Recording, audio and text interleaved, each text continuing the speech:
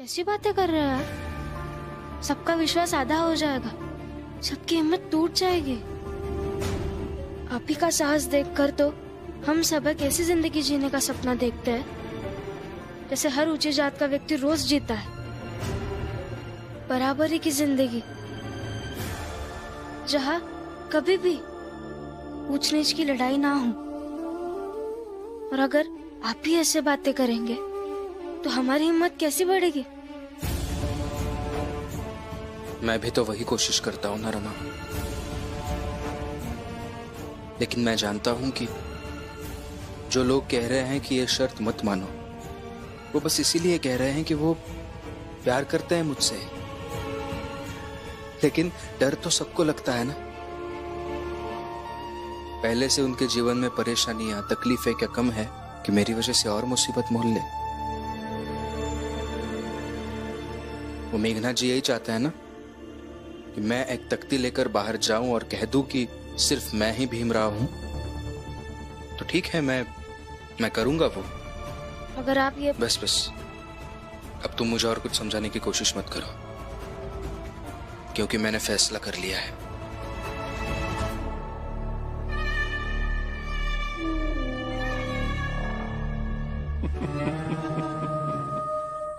तैयारी कर लो बच्चों, उस अद्भुत दृश्य को देखने की।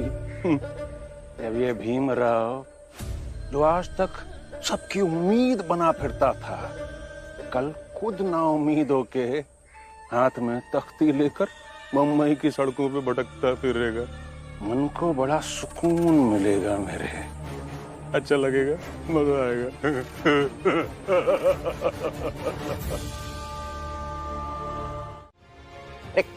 चलो, खा ले जा रही हो। चलो।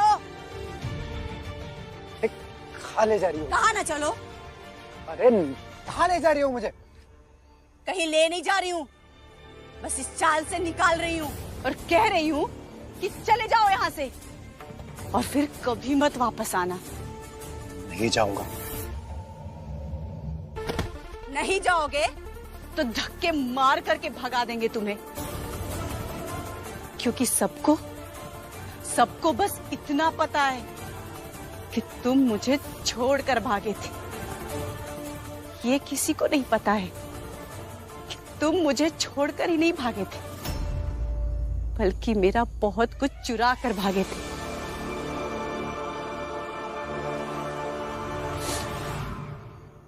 आज भी मुझे वो सुबह याद है जब मेरा पति एक चोर बनकर के भागा था। छोड़कर भाग गया पुरुषोत्तम। बेचारी पूजा कैसे रहेगी अब? ऐसा लगता तो नहीं था, पता नहीं क्या हुआ दोनों में और वो चला गया। क्या बताऊं मैं सबको, क्या भाग गए।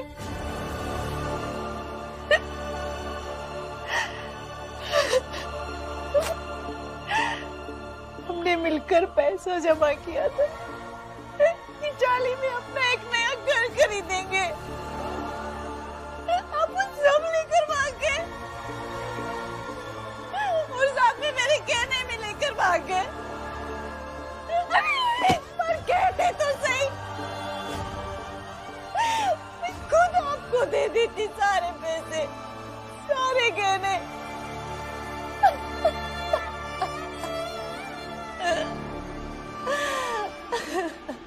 मगर छोड़ कर चले गए।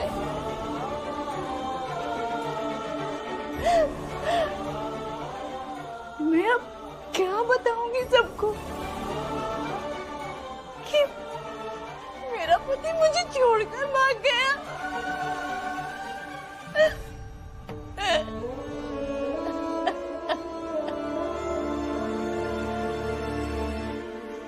पता है, आज भी सब तुम्हें बस भगौड़ा समझते हैं। ये किसी को नहीं पता कि तुम एक चोर हो। अगर मैंने बता दिया ना तो सब तुम्हें भगा देंगे। और भीम, भीम जो तुम्हारी पक्ष में बोल रहा है ना,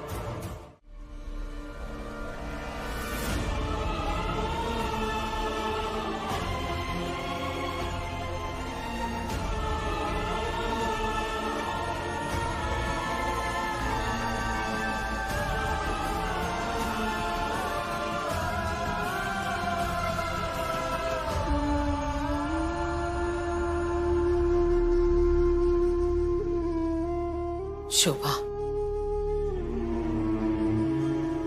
यही मानकर चल कि तूने जो फैसला लिया है एकदम सही लिया है।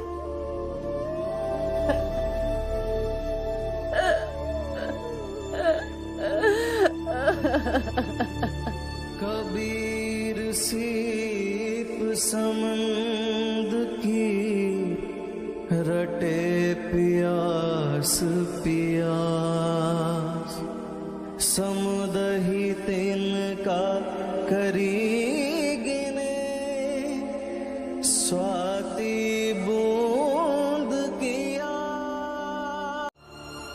बाप से दूर रह के एक बेटे को कैसा लगता है, ये उससे अच्छा कौन समझ सकता है। बाला भैया, अब बात को मत उलझाइए। आपके बाबा जैसे नहीं है मेरे बाबा। अच्छा हुआ चले गए।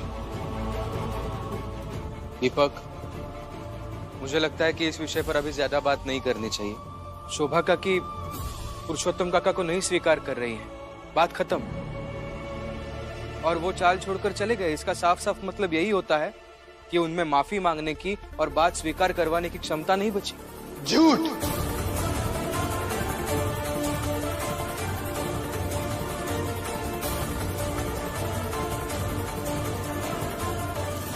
रुको वहीं।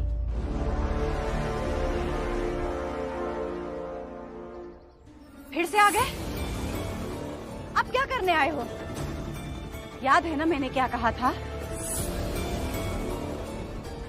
वो तुम्हें गजरा बहुत पसंद है ना, इसलिए गजरा लाया हो तुम्हारे लिए। माफ कर दो और ले लो इसे। कुछ नहीं चाहिए मुझे तुमसे।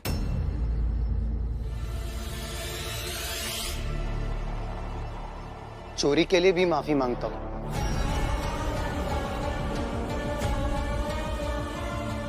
हाँ, मैं खुद बताता हूं आप सबको कि मैंने चोरी की थी।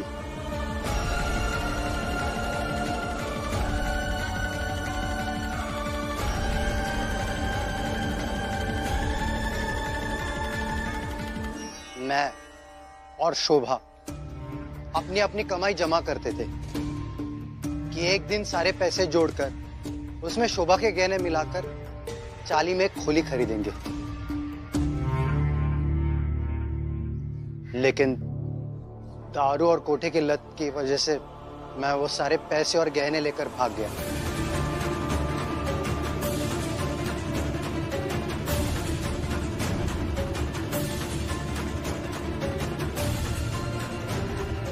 इसके लिए भी मैं क्षमा मांगता हूँ। जाओ यहाँ से, चले जाओ। चाहे मेरा दिया हुआ गजरा फेंक दो, चाहे मुझे फेंक दो, लेकिन जब तक जिंदा हूं नहीं जाऊंगा यहां से। और हाँ, मर गया तो फेंक देना मेरी लाश।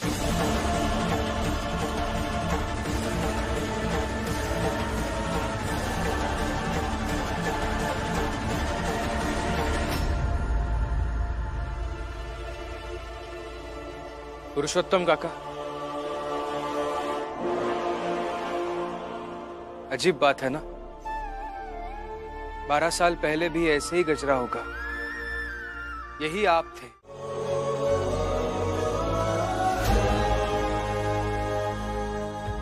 बताइए क्या हाल है?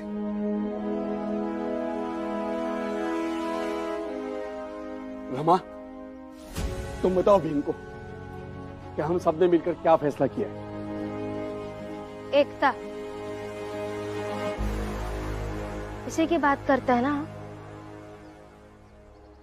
देखा ना बाबा, मैंने कहा था वो रमा कोई ना कोई जुगाड़ ढूंढ कर ही लाएगी। अब उसकी बातों में उस भीम ने तख्ती भी फेंक दी। सब के सब मिल गए हैं आपस में, छोड़ेंगे नहीं इन सबको।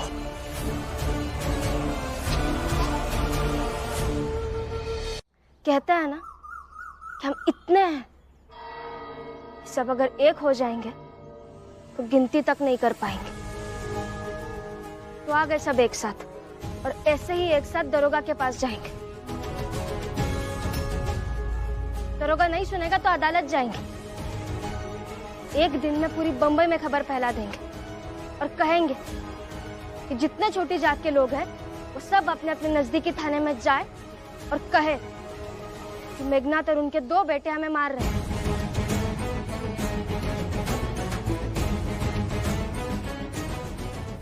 इस बंबई में हमारा भी हिस्सा है, और हम जब एक साथ अपनी मांग रखेंगे ना तो उन्हें सुनना ही पड़ेगा।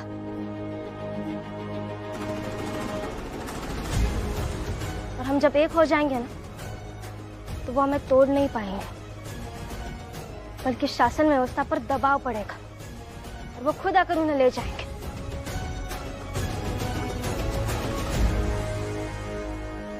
हम सबको एकत्रित होकर कुछ करना होगा, तभी हम जीत पाएंगे।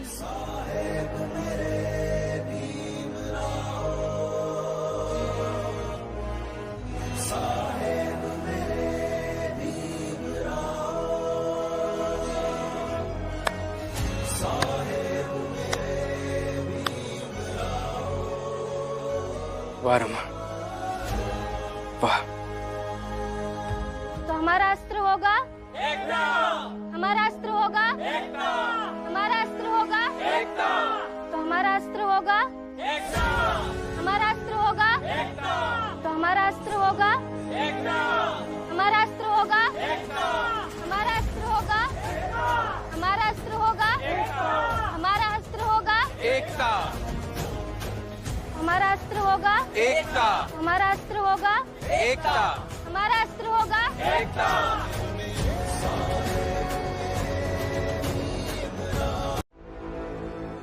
पति जब शर्मिंदा हो तो पत्नी पर भी तो सवाल उठते हैं ना दीदी। पर उनको शर्मिंदा होने से बचाना कौन सी बड़ी बात है। उनके लिए तो जान भी दे दूं मैं अपनी। बिल्कुल सही कहा रमा।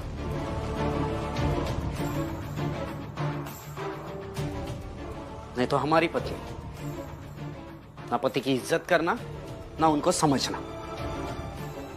नहीं समझती तो जितना कुछ आपने किया था उसके बाद आपसे बात करती क्या? वो तो ठीक है भाभी, लेकिन रमा को देखिए कैसे कह रही है। जब पति शर्मिंदा हो तो पत्नी पर सवाल उठाते हैं, लेकिन मैं और बाला भैया जब से यहाँ पुरुषोत्तम काका आए हैं तब से हम अपनी अपनी पत्नी को लेकर शर्मिंदा हो रहे हैं। ऐसा नहीं है भैया, ये दोनों भी आपकी बहुत इज्जत करती है। आप कुछ भी मत सोचिए। और पति पत्नी में जब मतभेद होते हैं तो बात करके सुलझाने चाहिए, ना कि शिकायत करनी चाहिए।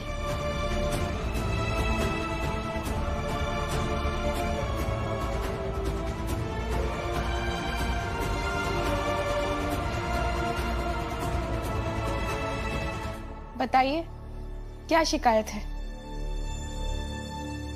हाँ, हम सब बैठकर बात करते हैं। बताइए। नहीं करनी हमें बात। तुम दोनों रमा की तरह थोड़ी ना हो कि बैठकर बात करके समस्या को सुलझा लोगे। चलो आनंद।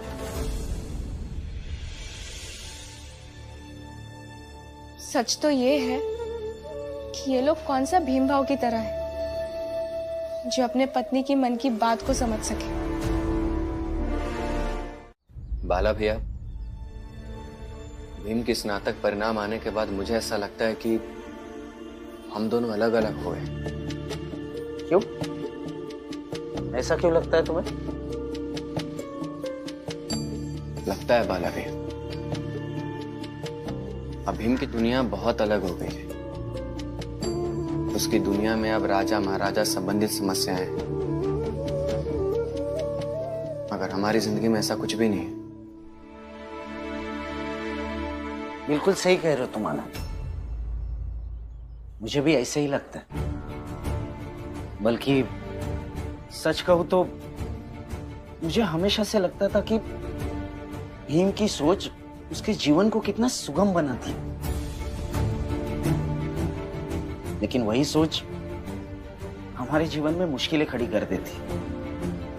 अभी देख लो, भीम ने रमा के साथ क्या किया, उससे क्या लेना देना है कि हम अपनी अपनी पत्नी के साथ क्या करें।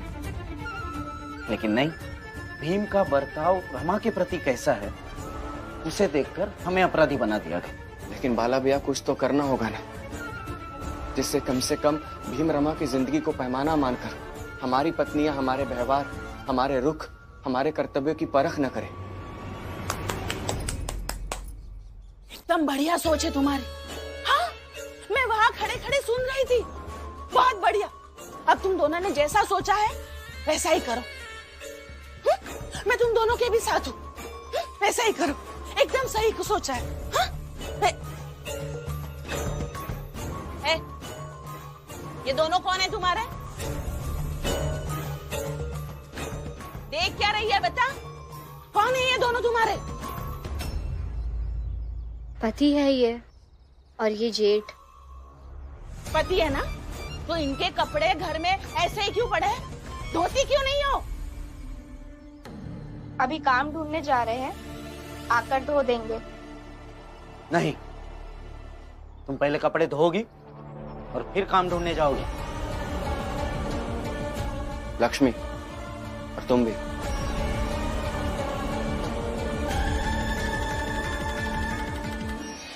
अभी आपको पहनना है क्या? नहीं ना, अभी कपड़े हैं। हाँ होंगे, मगर बिना कपड़े धोए तुम दोनों यहाँ से नहीं जाओगे। बात खत्म।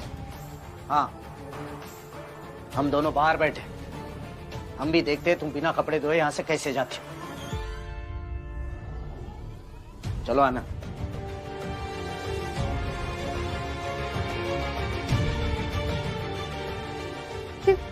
तुमको क्या हो गया है?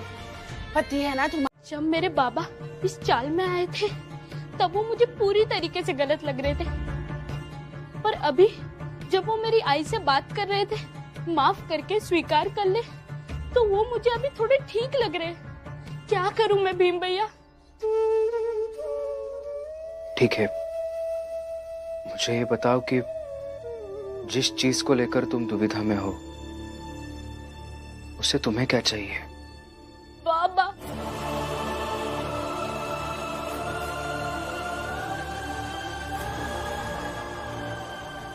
तुम पहले रोना बंद करो। देखो, मैं समझ सकता हूं कि इतने सालों तक अपने पिता से दूर रहे हो, तो पिता को पाने की इच्छा होगी तुम में। लेकिन बस एक सलाह देना चाहता हूं। सबसे पहले जाकर अपने आई को मनाने की कोशिश करो बाबा को स्वीकार करने के लिए। नहीं तो आई की इच्छा के विरुद्ध अगर तुम बाबा को स्वीकार करोगे तो आई की ममता का अपमान हो जाएगा। तुम समझ रहे हो ना मैं क्या कह रहा हूं? ठीक है भीम भैया, धन्यवाद सलाह के लिए।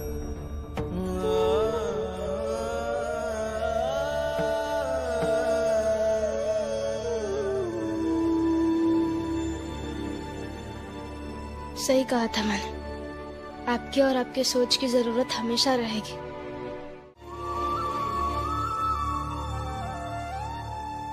दीपक चल सो जा।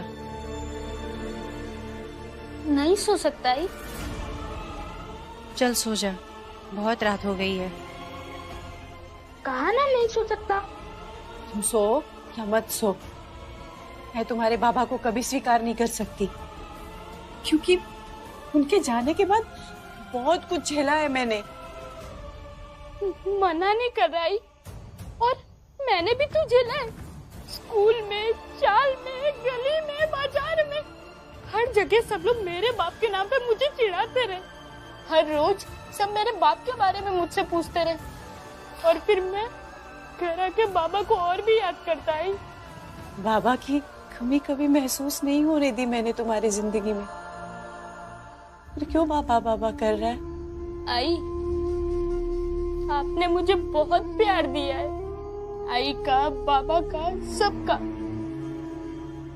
मगर बाबा की जगह थोड़ी ही भर पाई। बाबा की जगह तो बाबा ही ले सकते हैं ना आई, जो अभी बाहर है।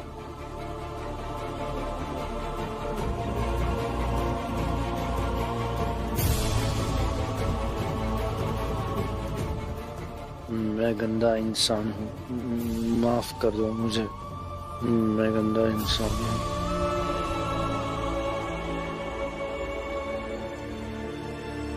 वो आपसे माफी मांग रहे हैं, इसलिए मैं चाहता हूँ आप उन्हें माफ करके स्वीकार कर लें।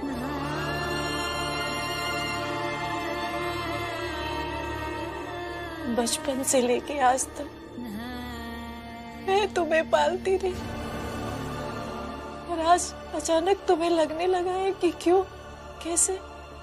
आई, अब बाबा को इस घर में लाएंगी या नहीं?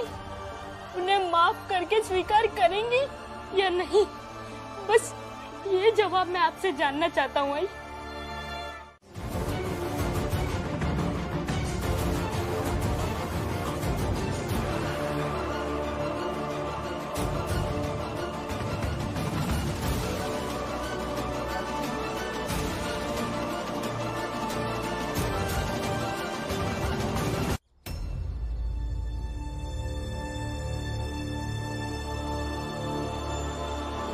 रुको भीम।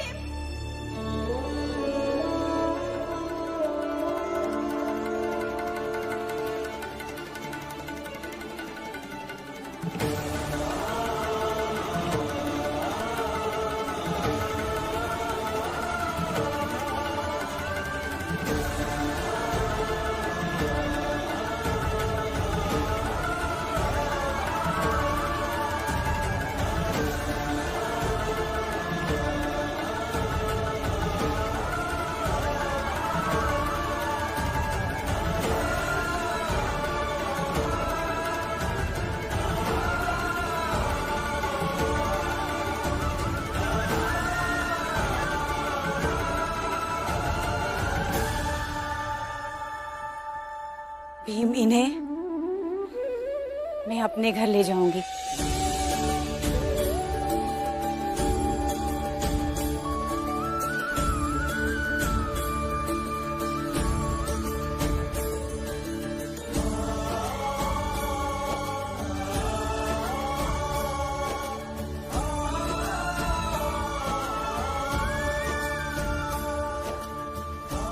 ले जाइए।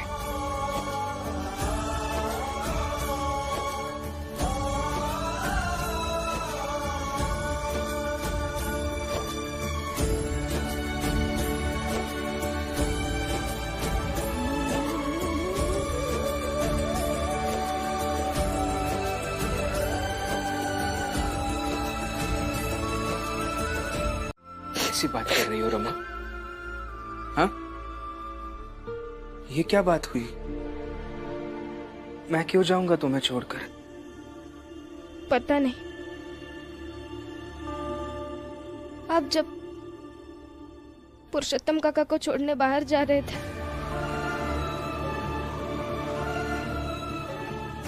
तो पता नहीं क्यों दो पल के लिए ऐसे लगा कि आप भी जा रहे। अब मुझे कभी छोड़कर नहीं जाएंगे ना? क्यों ऐसी बातें करती हो तुम? मैं तुम्हें छोड़कर कैसे जा सकता हूं? और अगर जाना भी है तो इतनी प्यारी पत्नी को छोड़कर कहाँ जाऊंगा मैं? बताओ।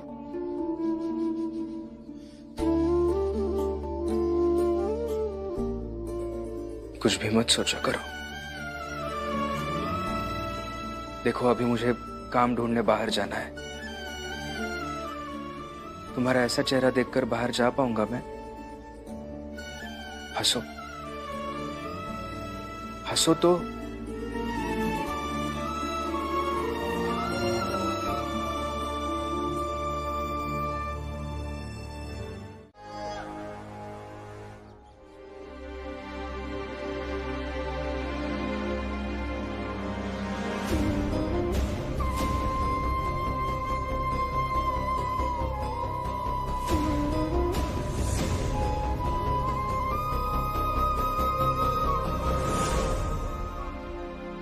कर दिया माफ मैंने। काढ़ा पी लीजिए अब। पक्का ना शोभा? माफ कर दिया ना? हाँ हाँ, मैंने माफ कर दिया। और सिर्फ आपकी पत्नी होती ना, शायद आपको कभी माफ नहीं करती। लेकिन आपके बच्चे की माँ भी तो हूं। फिर अपने बेटे से उसके पिता को कैसे छीन सकती हूँ?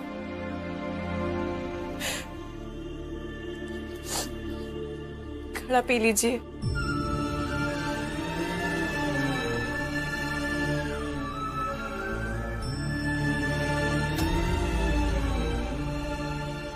अब कभी छोड़कर तो नहीं जाओगे ना?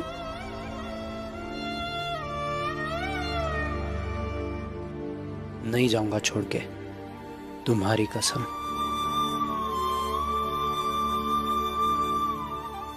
आई, मैं बाबा के सामान ले आया। शोभा,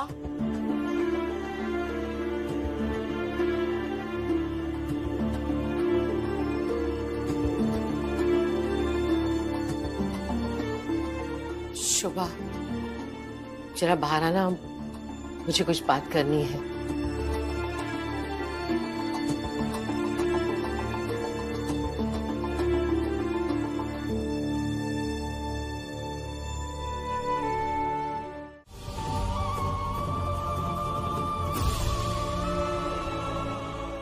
आप रो क्यों रही हैं? कुछ नहीं रमा। दीदी क्या हुआ है, आप रो क्यों रही हैं? दीदी काम ढूंढने चले? नहीं, पहले ये जानना जरूरी है कि आप रो क्यों रही थी। छोड़ो ना रमा। दीदी बताइए क्या हुआ है।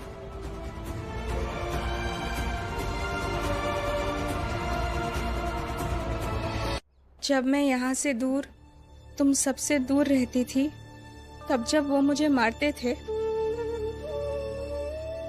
मुझे इतना फर्क नहीं पड़ता था,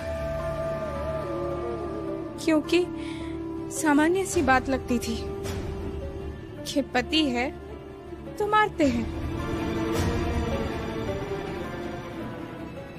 मगर अब यहाँ तुम सबके साथ रहने के बाद अब वो बदसलूकी भी कर दे तो इतना बुरा लगता है कि बस आंखों से आंसू आ जाते हैं।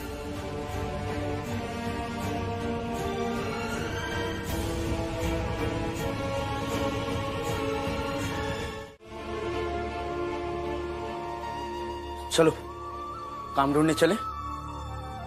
क्यों? साथ में काम ढूंढने क्यों जाना है आपको?